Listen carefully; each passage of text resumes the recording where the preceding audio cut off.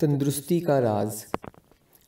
عجم کے ایک بادشاہ نے ایک تجربہ کار طبیب کو محمد صلی اللہ علیہ وسلم کی خدمت میں روانہ کیا۔ کئی سال تک وہ عرب کے ممالک میں رہا۔ کوئی شخص علاج کے لیے اس کے پاس نہ آیا اور اس سے علاج نہیں کروایا۔ پیغمبر صلی اللہ علیہ وسلم کے پاس آ کر اس نے شکایت کی کہ اس غلام کو صحابہ کے علاج کے لیے آپ کی خدمت کے لیے روانہ کیا گیا ہے۔ اتنی مدت میں کسی نے توجہ نہیں کی تاکہ وہ خدمت جو بندے کے لیے مقرر کی گئی ہے بجا لائے۔